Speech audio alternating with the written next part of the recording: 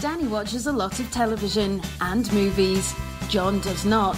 Listen in as she tells him about what she's watching, and he tries to make sense of it all. Welcome to Watching My Stories with Dhani and John. Hello, everyone. Oh, hi, everybody. Oh, out of a yawn. Bad timing Sorry award. about that. Again.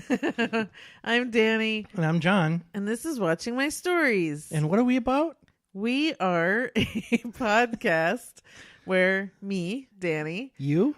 Yes. Yes, you. I watch lots of TV and movies. And you, John. Do not. Do not. And so I bore you by telling you everything that I watch. Yep. And you go, ugh, I hate that. I hate that. And that's what we do. Yes. I see. Yes. That sounds like fun, right, guys? Well, stick around. Yeah, come on. It's going to be great. Is that the best description ever? No. Oh. I think we severely undersold it. Yeah, but we do it in an entertaining way. Sure. Or it we entertains us. Well, that's all that's listening anyways. Yes, and I think by accident some other people do sometimes. So, we'll take it. Yeah. Okay, so I just wanted to get a little bit of a housekeeping thing out of the way in the beginning because I think most people shut it off by the end. And that was to talk about our Etsy store because it is the holidays coming up. And we're constantly adding new T-shirts to our Etsy store. All of the T-shirts are based off of TV shows, movies, musicals. They're usually our favorite lines, but, they might be your favorite lines. And at the same time, if you know someone who you'd love to give a T-shirt to for Christmas and their favorite movie is XYZ and we don't have that on the store, reach out to us and we will definitely put something together and get you a T-shirt. So check out our Etsy store. The store name, you go on the Etsy and then you can search for the shop. And our shop name is 3 Pupmigos. The number 3 Pupmigos. Yes. And that's because me, John, and Roxy, we make the 3 Pupmigos. Roxy is our dog. Yes. I would hope that would be obvious, but I guess maybe it's not. What? Oh, it's okay. Okay. Sorry. He's waving a finger at me. And I panicked. I thought your microphone cut out. Yeah. So I just wanted to point that out. Definitely for the holidays, check out our Etsy store and maybe there's something for you or for your loved ones. Yes. Or for people you don't love. I don't know your life. I see. Yes. Okay. So, I actually don't have any movies. I didn't. Well, here's the thing. I do have one, and I realized this when I was writing it down. I haven't seen any new movies that came out in the theater or pay-per-view, but a couple weeks ago when we were talking about Julia Roberts in our Actors Corner, it came out that I had not seen The Pelican Brief, and I watched The Pelican Brief this week. When did you do that? Well, I was working one day. Oh, I wanted to watch it with you. I'm not watching it again. So here's my thing. I can only compare it to the one other Grisham movie that I've watched, which is Runaway Jury. And I love that movie and I watch it a lot. I was bored. It was boring. There was not a lot of mystery. And here's the other thing. It's an actual brief about pelicans. I didn't think that was going to be the case. Like in the opening shots when there are pelicans, I'm like, holy crap, this actually is going to have to do with pelicans. Julia's great in it. Denzel's great in it. But it was boring in comparison to at least the only other one I can compare it to, which is Runaway Jury, which has so much mystery and you and twists and turns that you don't know what's going on. This one I felt was boring. That's all I can say about that. I can do nothing for you. Okay. So you haven't seen The Rainmaker? No. And is that Tom Cruise? No, that's Matt Damon and Danny DeVito. What? Holy smokes. Which one is Tom Cruise in? The Firm. Oh, yeah. I haven't seen that one either. Yeah, I know. And that's probably the best one of them all. The Firm? Yes. And isn't there The Client, the Susan Sarandon one? Yes. Yeah, I haven't seen that one. With Harrison Ford. Oh, he's in that? I think so. That's probably why I haven't seen it. But I haven't seen that one actually, though. Okay. So, yeah. I mean, I don't know if I'm going to... I don't feel like I need to go on a Grisham viewing... I've seen Christmas with the Cranks. That was based off of a Grisham novel, wasn't it? Christmas with the Cranks? Yeah, I believe that. Yeah, Grisham wrote a little novel called Skipping Christmas, and it's based off of that. Yeah. Okay. Anyway, so yes, that fits in with all the others he's done. Okay. Okay, Scrooge. So that's my movie thing this week. I'm sorry. There's a lot of TV going on. So I just, there's a few new movies that are on Netflix this weekend that I'm going to check out. We're coming into Thanksgiving week, so I'm planning on going to the movies a bunch this week. So I will make up for it. But today we are going to talk mostly about TV. Yeah, I don't think you have to apologize for it. Okay. Well, it feels weird. It's all fine. There was so much TV going on that movies were overcome by television events. Yes. Yeah. Okay. So there are a few series that ended this week. So I'm going to talk about those. The first being Kidding, which is on Showtime. Huge cast. It's Jim Carrey, Judy Greer, Kathleen Keener, Frank Langella. And it was 10 episodes on Showtime, and they're half-hour episodes. So again, very easy viewing. But I'll tell you what, when that show would end, I was begging for more. I was always so upset that the episode was ending. So what the show's about, real quick, is just Jim Carrey plays this character called Mr. Pickles. He's basically like Mr. Rogers. He's been on, basically PBS all his life, playing this Mr. Pickles character. And Frank Langella runs the show, kind of owns the show, and Catherine Keener is that's his father, and Catherine Keener is his sister, and she makes all of the puppetry and characters on the show. And Judy Greer is his separated wife. So we come in to the show, and it's a year since Judy Greer and Jim Carrey lost one of their sons in a car accident. So we come in a year later, and they're separated, and Mr. Pickles and his life is kind of falling apart at that point. Like, it gets to that year point where he starts to grieve, it appears. And in this grieving and his wife kind of moving on and things happening, he really starts to unravel. And so through this first season, we see a lot of stuff happening where he's not dealing. And that's the best way to describe it. But it's done in a really amazing way. First off, the show, so he's beloved, right? He really is like Mr. Rogers. So he goes to children's hospitals. If he goes out anywhere, everyone loves him. Everyone has memories of him. All children, of course, in this period love him. And he starts to want to change the show a bit. He wants to talk about death. He wants to talk about loss, all these things that his father keeps saying he can't do. But it's just a really well done show. I really enjoyed it. Everyone's good in it. Jim Carrey's amazing in it. And he really, you think he gets to bottom, but there's more to come. It's like every episode, there's more coming out of this person who has basically had to be this perfect person all his life. And now something horrible has happened to him. And it's continuing because his wife is wanting to divorce and date other people. And his other son he's spiraling on his own. He lost his twin brother. And so there's a lot of things there. There's just a lot of issues in the whole family. Catherine Keener is dealing with her husband, who she finds out is actually gay. And their daughter goes through issues with all of that, with her parents splitting up. It sounds really dark, but it's actually done in a really wonderful way. And a lot of times through this world of Mr. Pickles in the show, which is I wish it were a real show. It looks so amazing. So anyway, it just ended. Like I said, there's only 10 episodes. They're half-hour episodes. It's really worth checking out. It's on Showtime, Showgo, or whatever their whatever their app is that you can get all of their Great stuff. advertisement. Yeah, I know. I'm sorry. So anyway, I just wanted to touch on it because I really love it. And it turns out, so we're going to do Jim Carrey in our Actors Corner today. And it turns out that I love everything he does. I love when he's zany and over the top, but I actually really love him when he's being dramatic. And maybe that's why I love the show so much. I'm not sure, but it really is good and worth it. And I think we'll see him praised and being recognized when it comes to award season time for sure. Yeah. Good. Yeah. So that's Kidding on Showtime. So he's not just a painter. No, which is, God, his paintings are amazing. He's really good. I saw one this week. I forget who it was, Trump and somebody.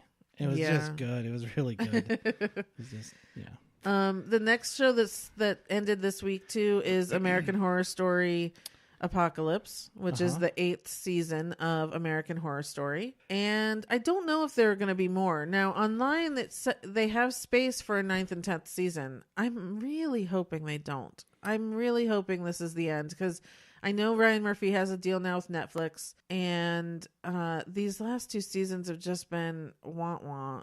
Like, just not as exciting. This season had all the potential to be great, because he was finally, we've heard all these years, all the seasons are, intertwined and all this sort of thing. And so I think as viewers, we were looking forward to finding out how it's all intertwined. And we did. We went back to Murder House, which was from the 1st season. We went back to Coven, which is from the 3rd season. And we revisited a bunch of these characters. It didn't feel like enough of a payoff for me. Mm-hmm.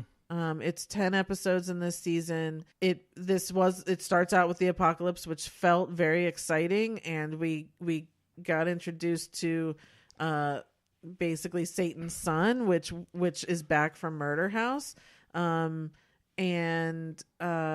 So the world ended, and we're in these bunkers, and we're learning about what's going on. And then the Coven shows up, which is great, because I can watch Sarah Paulson do anything. And she's actually in a bunch of different characters in this, but then it's up to the witches to try and save the world. And so we go back in time and start to try and learn how they've been trying to combat this apocalypse. It was entertaining enough, but it wasn't like I was dying every week and needed to get to the next one and find out what was going to happen.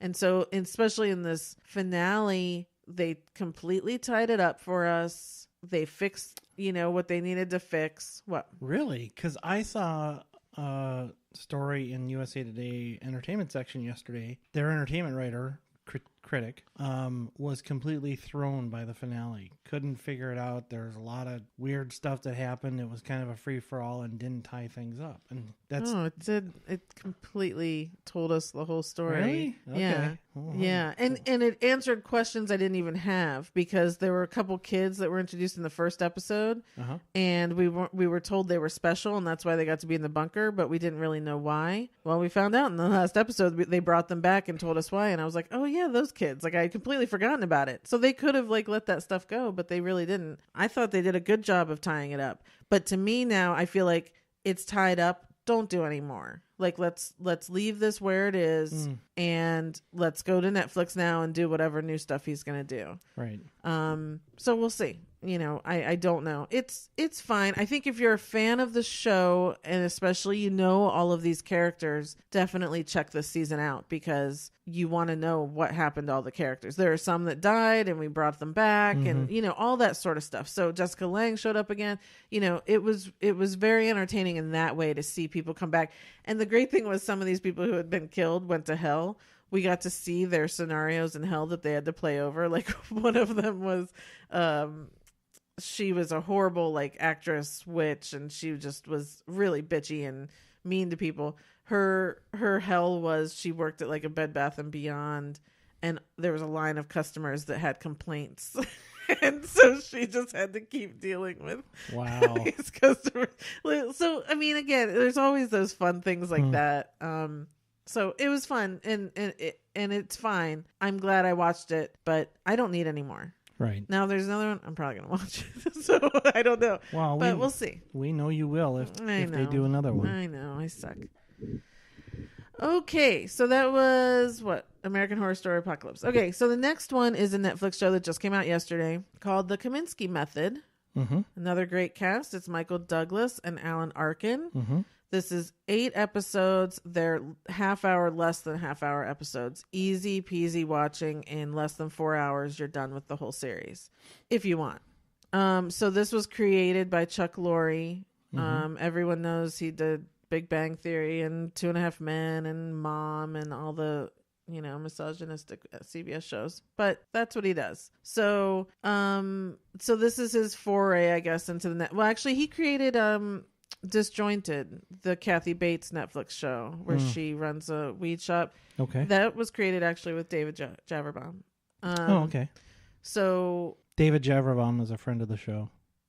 Well, we met him once, so we feel like it. And we met him kind of before he started winning like 20 Emmys and all that sort of stuff. This is true. And before we were doing Watching My Stories. So. Oh, well, this was like 15 years ago or something. Yeah. Yeah, it actually was. It was more 2002. Yeah. Yeah. So we'll tell the story. So John and I met working at a local community theater in Virginia. And we were doing a musical called Suburb. It was the area debut. Anyway, David Javerbaum was one of the It was writers. the off-Broadway debut. So he was one of the writers, and he came down one weekend to see the show and meet everyone. Mm-hmm. And then he was head writer on Daily Show for like 10 years. He won Emmys every year. He runs the Tweet of God account. So if you're ever following, it's called the Tweet of God or Tweet of God. Okay. He speaks as God. That's why he wrote that play that Jim Parsons then did on Broadway. It's okay. Yeah. So anyway, so he's also one of the writers on a few of these episodes with the Kominsky Method. Mm-hmm. This felt like, let's see, how do I describe this? So the Kominsky Method is Michael Douglas plays Sandy Kominsky. He is an acting teacher and he teaches the Kominsky Method. Alan Arkin plays Norman, who is his agent, and they've been, friends, agents for it appears decades. And we're just kind of rolling with them for a while. That's kind of the show. Mm-hmm. It felt like they wanted to have a male answer to Frankie and Grace and Frankie, whichever way it goes, which is a fantastic show. And if you haven't watched, definitely check out the three seasons that are on Netflix now. That show is amazing and funny and has a great cast and well-rounded characters and all that sort of stuff. The Kominsky Method didn't feel like that so much, except for Alan Arkin will definitely get nominated, if not win some stuff for this. He's amazing in this. It's a great, great role for him, and he's really great. Good. His character, he loses his wife in the beginning. They've been together for 40 some years. And so we're watching him go on his journey after losing a partner of that length. Sandy, Michael Douglas's character, I never could really figure out his character. It's kind of like you think you want him to be like that kind of stereotypical drunk has-been person, but he's not that person. He's a really good teacher. He still wants to work and act himself, but he's also just not the nicest of person. And they do talk about he's been married 3 times. He was a bad father, like all that sort of stuff. It was weird. I could never really figure out what his point was. And I was very interested in Alan Arkin and his character. And I was like, why is the show named after the one that I'm not sure I like or care about? Or, it was very confusing to me. Mm-hmm. The best scenes are when the two of them are together and just talking, because they're great. They have great dialogues between each other. Sometimes they're nice, sometimes they're yelling, sometimes they're insulting, but those scenes are really the best. And then there's a lot of heart between them too. Then they try and do other things in their lives of dealing with their daughters or teaching the acting class. None of that made sense. I don't know why it was there. It was weird. So to me, it all felt a little disjointed, like maybe they had the idea for these people without really knowing what they wanted them to do. I don't know. And Danny DeVito shows up, which is great to see Michael Douglas and Danny DeVito together. And Margaret's in it for a couple episodes. And I'm sure people won't remember when we've seen Alan Arkin and Anne Margaret together, but they were together in the Santa Claus 3. They were Elizabeth Mitchell's parents that came to visit the North Pole. Yeah, shame on us for not remembering that. Yes, come on. So that's my take on it. I don't really know. It's one of those confusing, like I really enjoyed it enough that I just sat there and I kept watching it. Uh-huh. I think that's because of the talent that was there more than and my real love for them, Michael Douglas and Alan Arkin, right?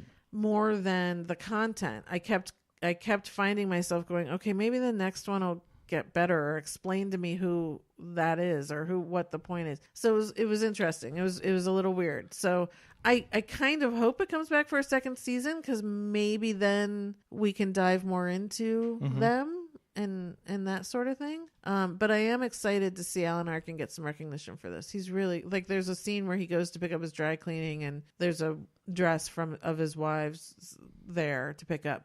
And he just breaks down. He just breaks down and starts crying right there in the dry. And it's just one of those moments of humanity and honesty and believability that, that he has. I love him in everything he does. And he has that. Yeah, I'd love to hang out with Alan Arkin. Totally. Sometime. Yeah. It would be fun. Totally.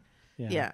So that is the Kominsky Method on Netflix now. Again, 8 episodes, short episodes. Check it out. So it sounds like if you try not to make too much of it, if you just enjoy it for what it is, you recommend it. Yeah, I think I'm certain guys will love it way more than women, simply because it's very much about men getting older.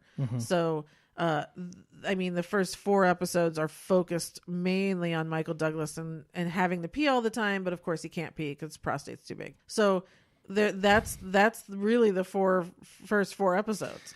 And their conversations back and forth about it all. And then Danny DeVito comes in and he's his urologist. So that takes on the 4. So it could be a lot fun, just kind of, I want to compare it to Grace and Frankie just because it's that older demographic, but I think Grace and Frankie appeals to men and women alike. This might not, but that's, I'm not sure. I really love them, and it's not that I can't relate to it. I just wasn't sure who, especially Michael Douglas's character, I wasn't sure who he was supposed to be. Okay. Likable or not, or, so. There's nothing wrong with that. Yeah. I'd love to hear other people's opinions about it, though. Yeah. Okay. So that's Kominsky Method. And then I just want to touch on, of course, everyone knows my favorite show, Blackish, because they hit their 100th episode this week. That's it? Yeah. Gosh, I feel like they've been 5th season. It feels like they've been around for longer. Oh, nope. That's why they're just in syndication now. Okay. Well, good for them. Yeah. So anyway, I just wanted to, again, I can always talk about this show. It's totally worth watching. Now that it's on syndication, I watch it a lot every day. Like it's on all the time. And if it's on, I will put it on. But this 100th episode was fantastic. They did a whole dedication to Prince, and they made it in the way that the 2 youngest kids didn't know who Prince was, and so the rest of the family freaked out and started telling them not only kind of about his music and what he's done as far as like breaking from his record company when he had Slave on his face and those sorts of things, but also pointing out how the Black community took him in even though he wore high heels and assless pants, as I think it was Lawrence Fishburne who was saying that. It's like how much he was really revered as an artist and as the things he did for his community. And it was just, they dressed up, they redid videos of his, so each person in the family would dress up as Prince. It was so good. It was just classic Blackish. Funny, yet also I had tears in my eyes because of Prince and missing him so much. So would you call this a musical episode? No. Okay. They had a musical episode when they were talking about slavery. I remember that. Yeah, one. The Roots did a song, and then they had another original song. Yep. Yeah, so that one I would say was a musical episode. This one, they really would do like 30 seconds or a minute of a song. Oh. Yeah. So anyway, just wanted to talk about it because I love it so much. Sure. And again, it was a great episode. If you love Prince, go check out the episode. And if you're not watching the show, you should go watch it. It's a really good show anyways, on a weekly basis. It really is. Yeah. It's just great. I don't even know how to describe it. Yeah, so that's kind of all I wanted to touch on for television. Oh, okay. Yeah. You have stuff for movies? No. Okay, so that's it. That's it. Oh, okay. That's all I want to talk about television. What else you got? Nothing. Okay. That's. I'm sorry. No, it's okay. It just the way you said it made it sound like you had something else coming. Oh no, that was it.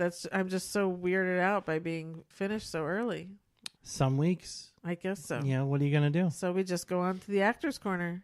Yes. we'll see how this goes. So this should be, yeah. So full disclosure. Yeah. Jim Carrey is not a favorite of mine. So weird. Such a weirdo. And it's probably okay, because I'm sure if we met, I wouldn't be a favorite of his. So. Oh no. Yeah, that's okay. He's Canadian. He likes everyone. Oh, he's Canadian? Yes. Oh. Oh, does that change everything? Well, a little bit. I definitely like him more now. So then, full disclosure, I love Jim Carrey. Yeah. I mean, my childhood of In Living Color, there's just no better memories for me than Fire Marshal Bill, and then those movies that came out then, Once Bitten and Earth Girls Are Easy, that were his first movies. Oh my gosh, come on. I mean, yeah. So by the time Ace Ventura and The Mask and all those came out, I was already a huge fan, and it just continued. Can you think of another actor where you and I are on further opposite ends of the spectrum? Then Jim Carrey? Yeah, I can't. I don't think I can. There's someone else that we were just talking about Vince Vaughn this morning. So that's another, he doesn't like Vince Vaughn, people. No, that's not what I said. Will Ferrell, it's another one. Okay, so no, there may be like level 7 where Jim Carrey is a 10. Okay. Well, that's interesting. Yeah, I just from a long time ago, in Living Color, it started very early. The Mask, Ace Ventura, all of that, it just immediately rubbed me the wrong way. Maybe you were too old at that point. Well, no, that doesn't make any sense. Because but in Living Color, I mean, for me and my cousins, like that was a huge show. I mean, we were imitating everything they did. Well, and I can still watch it today because it's still on in the mornings on, I forget what channel, and I'll put it on and it still cracks me up. Yeah. So I don't know. Yeah. Maybe I don't know. Yeah, it's just one of those things. So I guess let's just get started and see what happens. Let's do that. It's probably not going to go well. Okay, so movie you love of Jim Carrey's. So I actually... Oh no! I was only able to narrow it down to 2. How? Okay. I know. Okay. I understand there's a fundamental issue with that. Isn't it ironic? Yes, exactly. Okay. Liar, Liar. Good one. Yeah, I love that movie. Really? I love that movie. I love that movie too. Yeah. And then we talked about this earlier. Fun with Dick and Jane.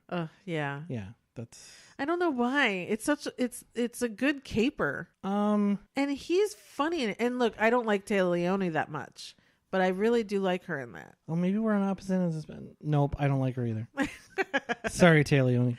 I like her in some things, but and that one is one of them. And I like the caper part of it. I like that they win in the end, and I like that they stick together through it. They don't, all this stuff, they're losing everything around them, and their marriage stays together, and they figure out how to battle it on their own. And Liar Liar was the same thing. I liked it was a good concept, and I don't think anyone else could have pulled it off other than him. So here's when I like Jim Carrey. When he's being when he's not overacting, when he's just being a guy. That's when I really like him, because he's really good at it. When he's, trying to be a caricature of a guy. Yeah. That's when it just rubbed me the wrong way. Okay. Yeah. So my turn. Yes. Movies I love. So the first one is actually in the top 5 of my all-time favorite movies ever. And he just happens to be in it. And it's Eternal Sunshine of the Spotless Mind. Yeah, we're gonna have issues. No, you're not allowed to have an issue with that movie. Okay. You gotta change. Do you need a pen to change it? If that's no, I foresaw real trouble in the house today. So I changed it. Yeah, that's just in my top 5. But I don't understand why. It's one of the most romantic movies ever made, ever. To decide to, okay, so the point is, Josh and Clementine, they're together for years. They break up. It's a horrible breakup, and in this universe, you can have your mind wiped out of your ex. So they decide to do that. And she does it first, and then he does it, and he decides he doesn't want to. He doesn't want to lose those memories of her. He wants to keep up to the memories. Well, it happens anyways. and then they find each other afterwards, and it happens anyways. They find each other again and they fall in love again, and there's nothing more romantic than that. You know, it's just, and it's not just that story, it's everything in between, and how it's shot and how smart it is. And we get to see the memories, and we see them being wiped out as they're in the memory, and they keep trying to outrun the person that's actually wiping them out. And it's just wonderful. I love it so much. I really do. It's maybe I just need to watch it again. Yeah, probably. If you haven't seen it, you have my permission. Shut this off now. Go watch it right now. Eternal Sunshine. It's him and Kate Winslet. And again, you know, she's my top favorite of everything. So and my second one that I love, Dumb and Dumber. I went through all the lists, and there are so many I could put in this slot. It's a classic, and it holds up, and he's perfect in it, and Jeff Daniels is perfect in it, and I've seen it too many times to count. It's just classic, so I had to have it in here. You know, a little sidebar. People give Tom Hanks credit for probably being the most versatile actor ever, but you got to give props to Jeff Daniels. Jeff Daniels is amazing. So as we'll talk about later, I haven't seen Dumb and Dumber. I don't know how we're married. I know. I was thinking that too. I don't understand. But by all accounts, he's fantastic in it, and he's an idiot in it. And then, but he's not. Like, that's what's so great about the movie, is that they are, but they aren't. You hate them, but you love them. By societal standards, he's a dope. Yes. He's a dope. Yes. Okay. But then you go to stuff like The Newsroom and things like that. Right. And he's so freaking good in that stuff. Yes. So, I mean, that's just a huge range. He's amazing. Yeah. And he's now, I think I told you, they're doing To Kill a Mockingbird on Broadway. Aaron Sorkin has written the play. Jeff Daniels is playing the Gregory Peck part. I would pay a lot of money. If we were back home, I would definitely be. When does that open? I think it's after the new year. Huh. Yeah. May have to spring for a trip back there. That would be he's going to be amazing in that role. Well, he's amazing in everything. Yeah. So yeah. Okay. Sidebar over. Back to Jim Carrey. Movie you like? Yes, man. Really? Yes, man. Is it because of Zoe? Partly. Okay. But again, it's a very sweet, endearing role. That didn't even make my list of anything. Yeah, I knew it wouldn't. Is that only one? That's it. Okay. So I have two. First is The Majestic. Yeah. Again, I said I love Jim when he's doing more dramatic roles. It's a beautiful movie. I love the movie all the way around. He has amnesia. He shows up in this town, and they think they know him, that he was this old war hero, and you're kind of never told if it's him or not. You know, and it's a beautiful looking movie, and I just really love the story and enjoy it. And it's always like, I think it came out around the same time as Truman Show, so Truman Show kind of took more away from it, but I really do. I love The Majestic. Okay. And my second one is The Grinch Who Stole Christmas. Yeah. I didn't know where to put it. I mean, all of these can be on their love for me, truly. I just watched it the other night. I think I've already watched it twice this year so far, or in the last couple of weeks. He's perfect as the Grinch. I'm a super fan of the Grinch little cartoon, the half-hour cartoon. When this came around, I was so happy about it. I haven't seen the new Grinch movie that's out with Benedict Cumberbatch. It's going to be hard to live up to this. And again, it's Ron Howard, and everyone who's in the movie is great, but he's just... And the scene at the end when he's singing, it's my favorite. I can rewind and watch it when he's making up the words. Yeah. It's all perfection. Well, that movie has one of my all-time lines in it that I use all the time, especially with Roxy. Oh, right? Yeah. Oh, Max. I love you. Yeah. Yes. Okay. And I call you Grinch every day. So. You do, especially this time of year. Yes. Okay, Jim Carrey movie you hate. Let's try to keep it down to... 3. No, I only put one. Oh. And it was not Eternal Sunshine. Thank goodness. A series of unfortunate events. You never saw it. I did. I saw enough of it. And then when Neil Patrick Harris redid it, I gave that kind of a chance, hoping that it would be better and see how he did compared to Jim Carrey. When? You never watched it with me. No, I know, but it's been on. It's on Netflix, so you either have to put it on I tried it, yes. like 2 years ago. Okay. Yeah. I don't think it was out 2 years ago, but okay. Well, whenever it came out, okay. I tried it. Okay. I didn't like that either. I really liked the movie that Jim Carrey did. It was my first exposure to it. So because I didn't read the books. I really liked it. I enjoyed it. So when the TV show was coming out, I was excited for it. And I love it with Neil Patrick Harris. Both seasons have been fantastic.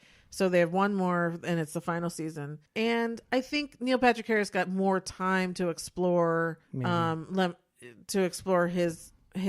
character that both him and Jim Carrey play. So it's much better with Neil Patrick Harris. But again, I actually dislike that just as much. I know. You haven't.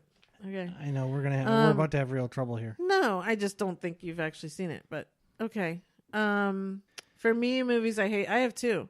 And it's hard because I don't really hate them. Like, so I put The Cable Guy. I get that.